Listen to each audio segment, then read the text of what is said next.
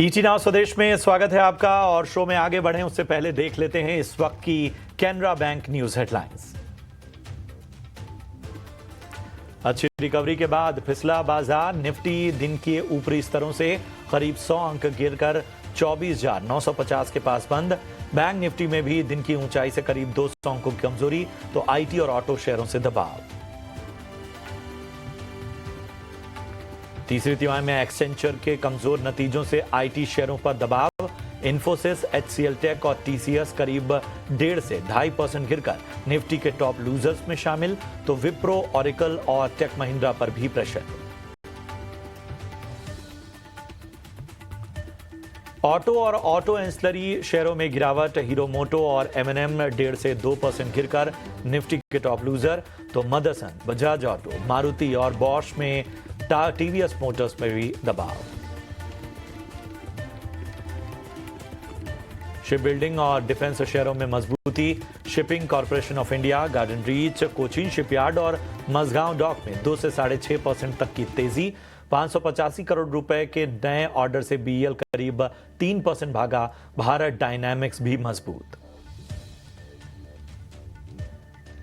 Copper पर दबाव से वायर एंड केबल्स कंपनियों में रौनक। पॉलीकैब, केई इंडस्ट्रीज, फिनोलेक्स में 1.5 से 5% की तेजी। जेफरीज ने पॉलीकैब पर बाय रेटिंग के साथ लक्ष्य बढ़ाकर 7,150 रुपए किया। जी एंटरटेनमेंट के शेयर में आज 11.5% का जोरदार उछाल। रिप्रेजेंटेशन में कहा ओटीटी प्लेटफॉर्म ZEE5 का FY26 में करेंगे break even. TV viewership share बढ़ाकर 17.5% करने का लक्ष्य। ईरान को एक्सपोर्ट रुकने से चावल एक्सपोर्ट करने वाली कंपनियों के शेयर टूटे। एलटी फूड्स 6% टूटकर दिन के निचले स्तर पर फिसला। ईरान भारत का दूसरा सबसे बड़ा खरीदार। और आदित्य बिरला फैशन से डीमर्ज हुई कंपनी आदित्य बिरला लाइफस्टाइल की 167 रुपए 75 पैसे प्रति शेयर पर हुई लिस्टिंग। 171 रुपए था डिस्कवर्ड प्राइस।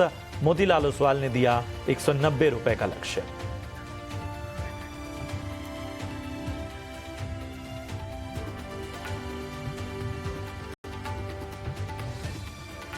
नमस्कार, कल की तैयारी देख रहे हैं आप। मैं हूं आपके साथ प्रशांत पांडे। एक ऐसा शो जहां पर हम आज के बाजार के हिसाब से आपकी एडवांस में कल के बाजार की तैयारी कराते हैं और आपके सवालों को भी अपनी चर्चा में शामिल करते हैं। किस सेक्टर पर निगाह रखनी है ये भी हमारे दिग्गज एक्सपर्ट आपको बताते हैं।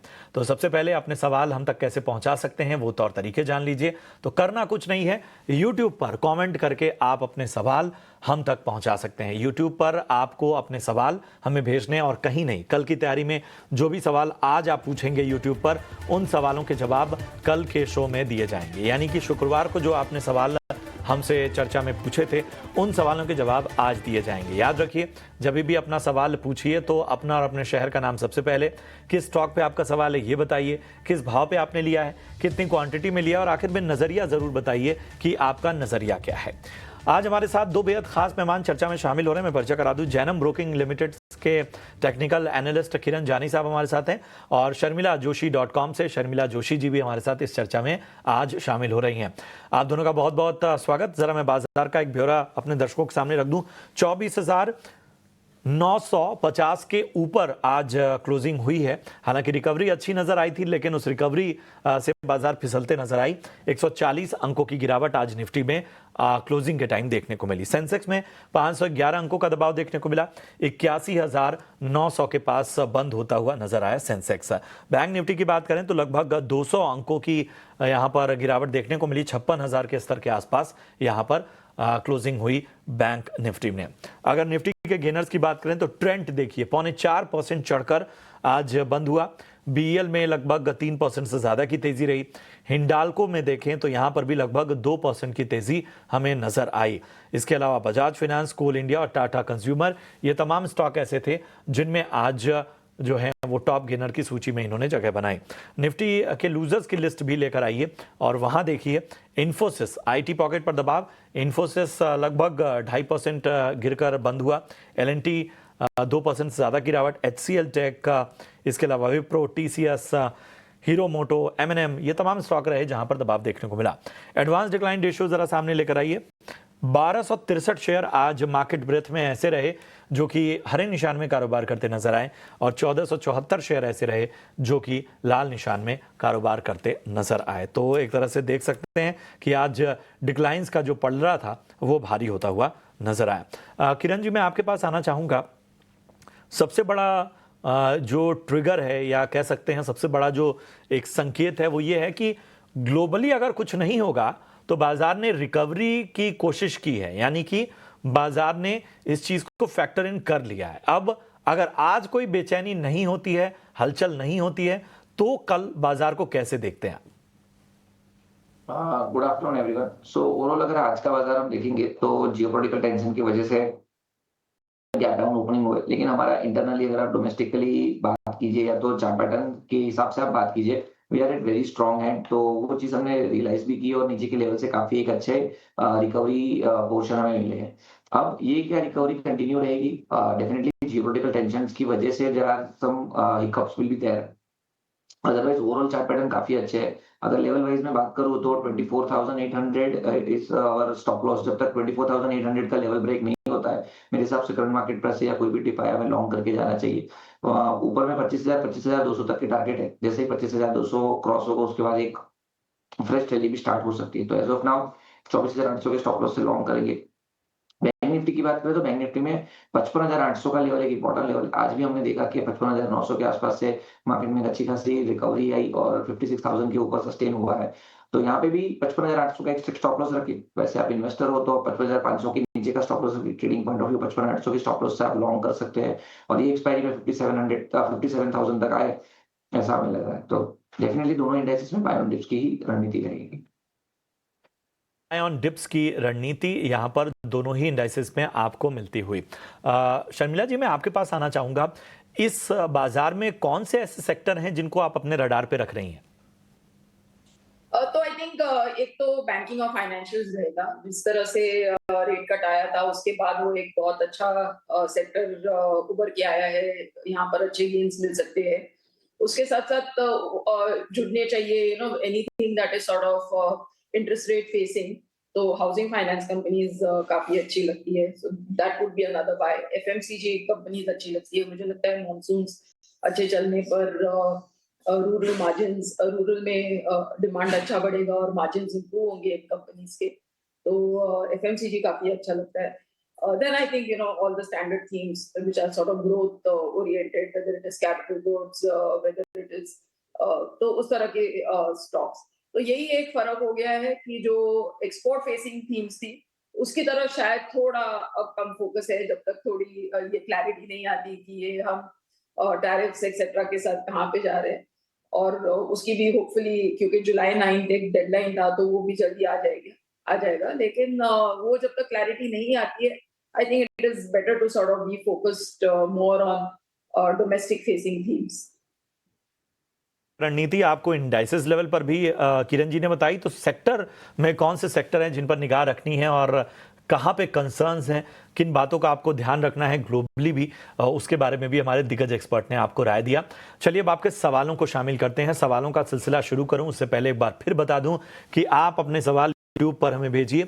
जो सवाल आप यूट्यूब पर आज हमें पूछेंगे उन सवालों के जवाब कल की चर्चा में हम देंगे। तो यूट्यूब ही एक प्लेटफॉर्म है कल की तैयारी में जहां पर आप अपने सवाल हम तक पहुंचा सकते हैं। तो फटाफट से पहला सवाल लेते हैं। फूल सिंह का सवाल लेते हैं। उत्तर प्रदेश से इन्होंने सवाल पूछा है और नेटको फार्मा पे राय जानना चाहते हैं। किरण जी, 155 स्टॉक हैं और 830 की इनकी बाइंग प्राइस है। लॉन्ग टर्म का नजरिया लेकर चल रहे हैं नेटको फार्मा में, फिलहाल फायदे में है। मेरे हिसाब से नेटको फार्मा का जिस तरह का चार्ट पैटर्न है, एक डबल बॉटम पैटर्न ब्रेकआउट में देखने को मिला था। उसके बाद स्टॉक भले ही अभी एक फॉलिंग चैनल के अंदर ट्रेड कर रहा है, लेकिन कहीं ना कहीं उसकी जो long term short term moving average like 50, 20 and 100 उसके आसपास ट्रेड कर रहा है। हालांकि 100 डेज मूविंग एवरेज के नीचे है, लेकिन ओवरऑल एक राइजिंग ट्रेंड लाइन का भी सपोर्ट है। तो मेरे हिसाब से इनको होल्ड रखना चाहिए। दर्शक जो हमें देख रहे हैं, अगर उनको भी फ्रेश खरीदारी करनी है तो नेटको में आप कर सकते हो। नेटको फार्मा में एक पोजिशनल स्टॉप लॉस जो हमें मेंटेन करना है वो 840 का करना है। 840 के स्टॉप लॉस के साथ मुझे लग रहा है कि आप होल्ड रखना चाहिए। ऊपर में 1000 1050 तक के टारगेट आप एक्सपेक्ट कर सकते हो। 850 का स्टॉप लॉस रखिए और 1000 के ऊपर तक के लक्ष्य आने वाले वक्त में आपको नजर आ सकते हैं। सुमित गुप्ता का सवाल लेते हैं, प्रयागराज यूपी से इनका भी सवाल आया है। आईटीसी पर राय जानना चाहते हैं शर्मिला जी, और इनकी बाइंग प्राइस में एक बार बता दूं 426 की इनकी बाइंग प्राइस है। फिलहाल हल्के नुकसान में है, शॉर्ट टर्म का वैसे नजरिया लेकर चल रहे हैं, लेकिन हमें बताइए आपकी राय क्या बन रही है? राय लॉन्ग टर्म है, शॉर्ट टर्म नहीं है। And from a long term perspective I see levels of about 510 520 on the stock. मुझे काफी पसंद है ये स्टॉक। मुझे लगता है कि मैंने थोड़ी देर पहले एफएमसीजी का जिक्र किया, उसी बास्केट का ये स्टॉक है। और अगर आप देखें कि जिस तरह के चैलेंजेस सिगरेट बिजनेस को फेस करने पड़ते हैं, उसके बावजूद जिस तरह के नतीजे आईटीसी से आ रहे हैं और आने की आगे चलकर भी उम्मीद है, दिस ये सब इस तरह के स्टॉक्स रहते हैं वो आपके पोर्टफोलियो में होने चाहिए। काफी अच्छा आपको रिटर्न देते हैं over a period of time, तो रिटेल इन्वेस्टर्स को भी रिवॉर्ड करते हैं। तो मेरे हिसाब से थोड़ा उनको उनका जो आउटलुक है वो थोड़ा लॉन्ग टर्म बना के इसमें बने रहना चाहिए। शॉर्ट टर्म का नजरिया हो, लेकिन लॉन्ग टर्म के हिसाब से चलिए, और यहाँ पर आपको अच्छा फायदा हो सकता है। चलिए, अगले दर्शक हैं संजय कुमार सिंह, आजमगढ़ उत्तर प्रदेश से। इन्होंने सवाल पूछा है, IRFC पर राय जानना चाहते हैं, और इनकी बाइंग प्राइस किरण जी बता देता हूँ, 72 रुपए के आसपास इन्होंने खरीदारी की है, फायदे में है। शॉर्ट टर्म का नजरिया ये जानना चाहते हैं IRFC पे। IRFC की अगर हम बात करें तो ओवरऑल रेलवे काउंटर के अंदर से प्रॉफिट बुकिंग आया, उसके बाद की जो रिकवरी है उसमें एक टॉप परफॉर्मर काउंटर है, ट्रिपल बॉटम पैटर्न ब्रेकआउट देने के बाद हमने देखा 200 दिन की मूविंग एवरेज के ऊपर गए, लेकिन सस्टेन नहीं हुआ, वापस अपने ब्रेकआउट लेवल के आसपास ट्रेड कर रहे हैं। जिस तरह की चार्ट पैटर्न है, हमें लग रहा है कि मेरे हिसाब से होल्ड रखना चाहिए। एक इमीडिएट लेवल पे 120 रुपए का स्टॉप मेंटेन करना है। अगर 120 रुपए का लेवल ब्रेक नहीं होता है तो देयर आर हाई चांसेस कि हम ऊपर में वापस इसको 170 180 तक जाते हुआ देख सकते हैं। तो एज ऑफ नाउ 120 के स्टॉप लॉस के साथ इनको होल्ड रखना चाहिए। स्टॉप लॉस रखिए, होल्ड करने की आपको सलाह यहाँ पर मिलती हुई। चलिए, अगला सवाल लेते हैं। हमारे एक दर्शक हैं सौमेंद्र उपाध्याय, और ऑयल इंडिया पर राय जानना चाहते हैं, और इनका भी शॉर्ट टर्म का ही नजरिया है। तो किरण जी, मैं आपके पास ही आना चाहूंगा। 685 के भाव पे इन्होंने लिया हुआ है ऑयल इंडिया, शॉर्ट टर्म का व्यू है। सो ऑयल इंडिया की अगर हम बात करें तो जिस प्रकार से ओवरऑल आप ऑयल एक्सप्लोरेशन के चार्ट्स देखोगे तो वहां पे एक अच्छे खासे ब्रेकआउट देखने को मिले। ऑयल इंडिया का पर्टिकुलरली हम चार्ट देखे तो स्टॉक 200 दिन की मूविंग एवरेज के ऊपर सस्टेन, एक बड़ा सा राउंडिंग बॉटम पैटर्न ब्रेकआउट है। नो डाउट 460 के ब्रेकआउट के बाद हम देख रहे हैं कि स्टॉक कंटिन्यूअसली एक फॉलिंग चैनल के अंदर ट्रेड कर रहा है, लेकिन ब्रेकआउट के ऊपर है, 200 दिन की मूविंग एवरेज के ऊपर है। तो जिस तरह से ओवरऑल चार्ट पैटर्न है, हमें लग रहा है कि डेफिनेटली यहाँ से बाई कर सकते हैं। और जो स्टॉप लॉस हमें मेंटेन करना है वो स्टॉप लॉस हमें मेंटेन करना है 450 पर। तो जब तक 450 का लेवल ब्रेक नहीं होता है तब तक ऑयल इंडिया आप लॉन्ग करके जा सकते हो, और ऊपर में कहीं ना कहीं 530 540 तक के लेवल आप एक्सपेक्ट कर सकते हो। लेकिन ये थोड़ा पोजिशनल, वैसे व्यू शॉर्ट टर्म के लिए था, लेकिन ये थोड़ा आप 2 से 3 महीना होल्ड रखते हो तो आप 530 540 तक के लेवल एक्सपेक्ट कर सकते हो। 2 से 3 महीने का नजरिया लेकर चलिए, 500 और ऊपर के लक्ष्य आने वाले वक्त में नजर आ सकते हैं। एक बार फिर उस वक्त पे रिव्यू कीजिएगा, हालांकि आपका भाव ऊपर का है। दशरथ पाटीदार रतलाम मध्य प्रदेश से अपना सवाल भेजते हैं। मझगांव डॉक पे शर्मिला जी राय जानना चाहते हैं। 3495 3495 रुपए के भाव पे इन्होंने लिया हुआ है, लॉन्ग टर्म का नजरिया है। तो उनको बिल्कुल बने रहना चाहिए। ओवरऑल शिप बिल्डिंग पर काफी पॉजिटिव राय है, क्योंकि इन सब कंपनीज के अगर आप ऑर्डर बुक्स देखेंगे तो बहुत बेहतरीन है। और उसके साथ साथ ये भी इस फैक्ट को भी जुड़ना चाहिए कि जिस तरह से चीजें हुई और जो जियोपॉलिटिकल टेंशंस हुए, उससे there seems to be a feeling कि आपको आपका जो सी में प्रेजेंस है उसको काफी अच्छा और तगड़ा बनाना है। तो यही कहना है कि शिप के ऑर्डर्स आते रहेंगे और काफी फ्लीट बढ़ाई जाएगी। इस तरह के संकेत आ रहे हैं, तो I think it's a good stock to hold. आपको सिर्फ एक ही चीज ध्यान में रखनी है कि पिछले 2-3 सालों में ये स्टॉक्स ने बहुत रिटर्न दिए थे और फिर बीच के 5-6 महीने थोड़े करेक्ट हुए। सो द ओनली कैवेट इज कि आपको वो 300% वाला रिटर्न शायद नहीं मिले, लेकिन इस लेवल से भी आपको अच्छे रिटर्न मिलेंगे, क्योंकि ऑर्डर बुक्स अच्छे हैं और दीज आर ऑल थोड़ा लॉन्ग जेस्टेशन ऑर्डर्स रहते हैं, तो वो आपको ध्यान में रखना चाहिए। पर अच्छी पॉसिबिलिटी है आगे चलकर, तो आपको बने रहना चाहिए। ऑर्डर बुक इन कंपनियों की मजबूत है और सबसे बड़ी बात यह है कि ये मौजूदा बदलती हुई दुनिया में डिफेंस का दम भी दिख रहा है। हाँ, डिफेंस में ये ज़रूर होता है कि चूंकि इक्विपमेंट्स और बाकी चीज़ें इतनी अलग स्तर, अलग टेक्नोलॉजी की होती हैं कि उनके एग्जीक्यूशन में समय लेता है, इसलिए लॉन्ग टर्म का नजरिया बहुत आवश्यक हो जाता है ऐसे स्टॉक में। ईश्वर सिंह सूरत गुजरात से अपना सवाल इन्होंने भेजा है यूट्यूब पर। हिंदुस्तान जिंक पे राय जानना चाहते हैं और इन्होंने 508 के भाव पे खरीदारी की है। इनका 1 साल का नजरिया है। शर्मिला जी, हिंदुस्तान जिंक 1 साल के नजरिए से मेरे हिसाब से बने रहना चाहिए। I would see levels close. ये थोड़ा एक हिट एंड मिस हो सकता है क्योंकि ये दैट वे नीश प्ले है, लेकिन फिलहाल के वैल्यूएशंस देखकर और आगे चलकर the way things are shaping, मुझे लगता है कि उनको अभी के लिए बने रहना चाहिए। I think 480 500 is a level that you should be looking at. रहने की आपको सलाह यहां पर मिलती हुई लॉन्ग टर्म के लिहाज से। बिट्टू जयपुर से अपना सवाल यूट्यूब पर भेजते हैं। कोचिन शिपयार्ड पर आया जाना चाह, डिफेंस के बहुत सारे स्टॉक आ रहे हैं। किरण जी, हालांकि इनका नजरिया 2 ही महीने का है और इन्होंने 2252 2252 ये लेवल पे खरीदारी की है। इनके भाव के आसपास ही है ये स्टॉक का। बताइए क्या करना चाहिए 2 महीने के हिसाब से?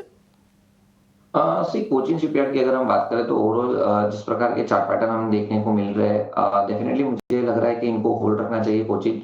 और जिस तरह से प्रीवियसली भी हमने एक ट्रेंड देखा था, नीचे से एक बेस लेवल बना के वापस कोचिन शिपयार्ड अपने प्रीवियस ट्रेंड के अंदर रिज्यूम कर रहे हैं। तो अगर इनका लॉन्ग टर्म नजरिया है या तो मीडियम टर्म नजरिया है, मेरे हिसाब से होल्ड रखना चाहिए। 2050 का एक स्ट्रेच स्टॉप लॉस आप मेंटेन कीजिए। अगर 2050 का लेवल ब्रेक नहीं होता है तो वापस ये स्टॉक 2600 से 2800 तक के लेवल में आ सकता है। वहां पे आप वापस एक बार रिविजिट कर लीजिए इस काउंटर को, बट एज ऑफ नाउ 2000 के स्टॉप लॉस के साथ होल्ड रखना चाहिए। ठीक है, तो यहाँ पर स्टॉप लॉस का ध्यान रखिए, होल्ड करने की सलाह। अगला सवाल जो है वो प्रभु स्वामी भीलवाड़ा राजस्थान से इन्होंने सवाल पूछा है। जियो फाइनेंस पे राय जानना चाहते हैं। 240 की इनकी बाइंग है, लॉन्ग टर्म का नजरिया है। बताएं शर्मिला जी, लॉन्ग टर्म नजरिए से जियो फाइनेंस 240 की बाइंग के हिसाब से आप कैसे देखती हैं? फिलहाल फायदे में है? अब बिल्कुल बने रहना चाहिए। एक तो मैंने पहले ही बोल दिया था कि मुझे ये सेक्टर काफी पसंद है और उसमें ये उस लिहाज से एक नई लिस्टिंग है। Everybody who had Reliance shares उनको ये मिला होगा और तो आपको मैनेजमेंट की पेडिग्री मालूम है और उसके साथ साथ उन्होंने जिस तरह से अपना आगे बिजनेस किस तरह से बढ़ाएंगे उसके जो अनाउंसमेंट्स पिछले 1-1.5 साल से वो करते आ रहे हैं।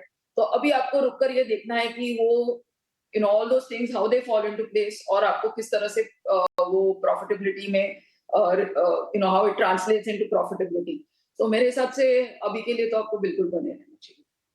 अभी के लिए बने रहने की आपको सलाह यहाँ पर मिलती हुई।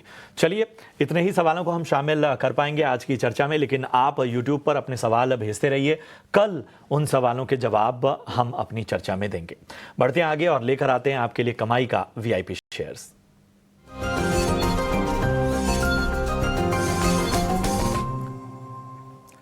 किरण जी बताइए, VIP पिक के तौर पर आज आपकी पसंद क्या है? सो वीआई की अगर हम बात करें तो हमारी जो पसंद है वो 2 है। पहला जो है वो लार्ज कैप काउंटर रहेगा हमारा रिलायंस इंडस्ट्री और दूसरा है जेएसडब्ल्यू इंफ्रास्ट्रक्चर। तो पहले मैं रिलायंस की बात कर लूँ तो रिलायंस का आप डेली प्राइस चार्ट देखोगे तो वहाँ पे एक बड़ा सा राउंडिंग बॉटम पैटर्न के बाद का कंसोलिडेशन पैटर्न ब्रेकआउट हमें फ्राइडे के दिन मिला।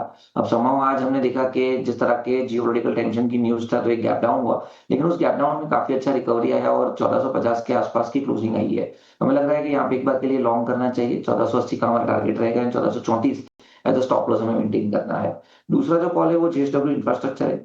यहाँ पे भी आप देखोगे तो जो पोर्ट रिलेटेड कंपनी है उसमें वापस से नीचे के लेवल से एक अच्छा खासा अपस्विंग रिज्यूम हुआ है। तो आप जेएसडब्ल्यू इंफ्रास्ट्रक्चर के ऊपर ध्यान रखिए। ओवरऑल सभी इंपॉर्टेंट मूविंग एवरेजेस के ऊपर ट्रेड कर रहे हैं। 300 के आसपास की क्लोजिंग है, लॉन्ग करके जाएंगे। 320 का हमारा टारगेट रहेगा, 290 एज अ स्टॉप लॉस हम मेंटेन करेंगे।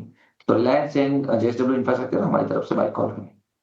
तो JSW इंफ्रा स्टॉप लॉस और टारगेट आपके सामने आ चुके हैं। शर्मिला जी आप बताइए, आपके रडार पे कौन से स्टॉक्स हैं?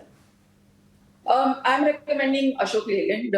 मुझे लगता है कि ओवरऑल ऑटो स्पेस काफी अट्रैक्टिव है और उस स्पेस में 2-3 बड़ी वजह है जिस वजह से मुझे अशोक लेलैंड पसंद है। एक तो नतीजे काफी अच्छे आ रहे हैं, हम देख ही रहे हैं कि मंथ ऑन मंथ उनके किस तरह के नंबर्स आ रहे हैं। तो वो और जिस तरह से उनका एक बैलेंस शीट अब काफी स्ट्रांग हो गया है, तो वो एक बड़ा पॉइंट है उनके फेवर में। Then the other bit that I like is the fact कि उनकी जो इलेक्ट्रिक व्हीकल्स का जो फॉर बसेस और कमर्शियल व्हीकल्स का जो वो प्रेजेंस है वो काफी अच्छा है। इलेक्ट्रिक व्हीकल्स में अगर आप मुझे पूछेंगे तो मुझे टू व्हीलर और मास ट्रांसपोर्ट के लिए जो और फॉर डिलीवरी जो इलेक्ट्रिक बसेस बनाई जा रही है वो स्पेस सबसे ज्यादा पसंद है as compared to passenger vehicles is what I am trying to say. तो उसमें आई थिंक अशोक लेलैंड का काफी अच्छा प्रेजेंस है। और आई थिंक अब जिस तरह से थोड़ा बहुत करेक्शन हुआ तो वैल्यूएशन अभी ठीक ठाक लग रहे हैं, तो I think you can by this for the long term with a target of 280। 180 के लक्ष्य के लिए यहां पर आपको लॉन्ग टर्म नजरिए से अशोक लेलैंड में खरीदारी की सलाह शर्मिला जी की तरफ से। शुक्रिया करेंगे शर्मिला जी, बहुत बहुत धन्यवाद। किरण जी, आप दोनों ने अपना समय दिया और तमाम सवालों के बड़े धैर्यपूर्वक जवाब दिए। बहुत बहुत धन्यवाद चर्चा में शामिल होने के लिए। इसी के साथ कल की तैयारी में आज के लिए इतना ही। दीजिए इजाजत, अपने सवाल हम तक का भेजते रहिए, कल आपके सवालों के जवाब दिए जाएंगे। नमस्कार।